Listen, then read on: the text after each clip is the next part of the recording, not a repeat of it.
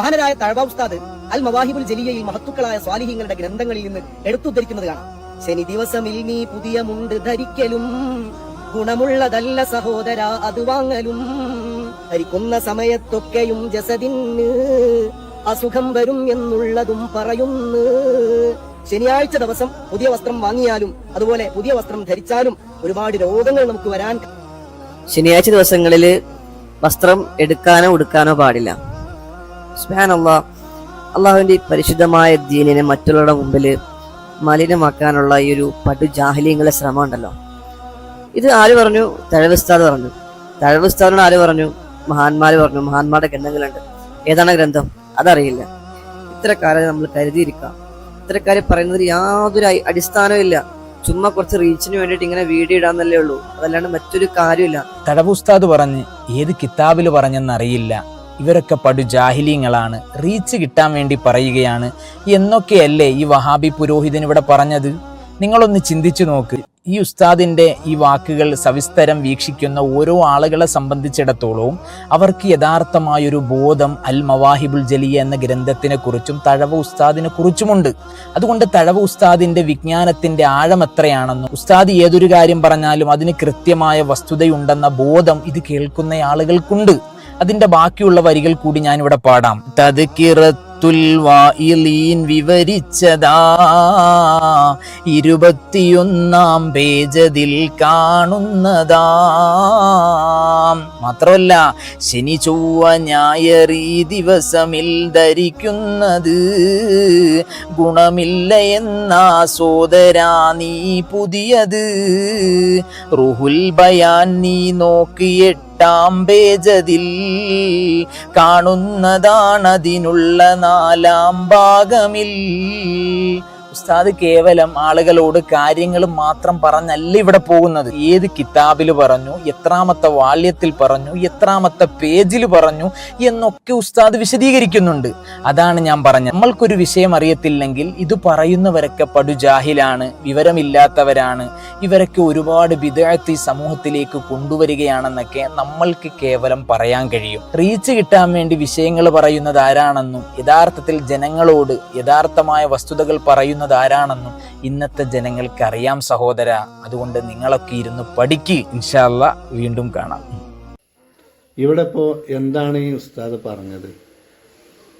ഒരു ശനി ഞായറും എങ്ങനെ വെള്ളി ശനി ഞായർ ഈ 3 ദിവസം പുതിയ ഡ്രസ്സ് ഇടാൻ പറ്റില്ല. അപ്പോൾ ഈ ദിവസങ്ങളിലൊക്കെ പെരുന്നാൾ വന്നിട്ടില്ലേ? അപ്പോഴൊക്കെ ഡ്രസ്സ് പുതിയത് വാങ്ങിയിട്ടിട്ടില്ലേ?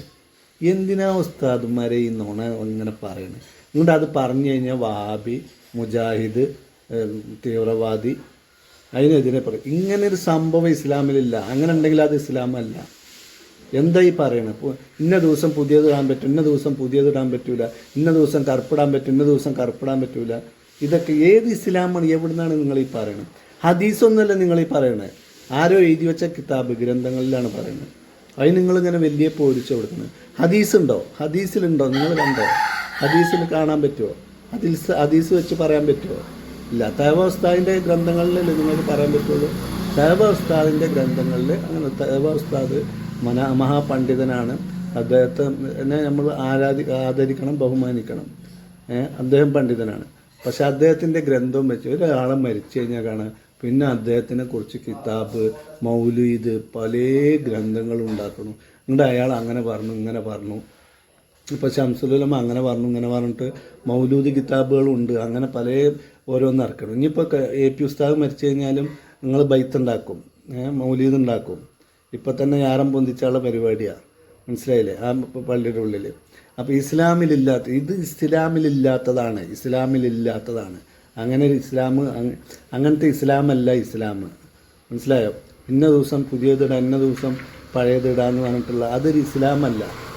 എന്തൊരു മതത്തിനെ കുറിച്ച് ഒന്ന് ആലോചിച്ച് നോക്കിക്കൂടെ? ഓൽക്കടോ പുതിയത് ഇന്നത്തെ ശനിയാഴ്ചയാണ്, ഇന്ന് ഓൽക്ക് പുതിയതിടാൻ പറ്റൂല. ഓലൊരു അവസ്ഥയെ അങ്ങനെ പരിഹസിക്കൂലേ ജനങ്ങൾ? എന്തിനാ ഉസ്താദ് ഇങ്ങോട്ട് പറഞ്ഞുണ്ടാക്കും? റീച്ച് കിട്ടാൻ വേണ്ടിയിട്ടാണ് അത്, അല്ലെങ്കിൽ മുജാഹിദാണ്, അല്ലെങ്കിൽ വഹാബിയാണ്, അങ്ങോട്ട് പറയുന്നേ.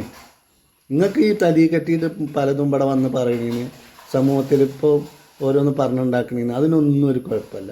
നിങ്ങളുടെ അതൊരു മതത്തിൻ്റെ പേരിൽ നിങ്ങളൊരു കാര്യം ആലോചിക്കണം.